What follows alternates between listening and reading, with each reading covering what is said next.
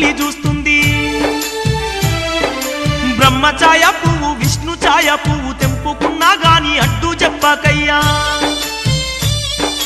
నా ఛాయ ఉన్నట్టి పువ్వును ముట్టితే బుసగొట్టి నువ్వు బెదిరించవయ్యా. బెదిరించుగాని కాటయ్యబోకు, నన్ను పార్వతీకి దూరం చెయ్యకు.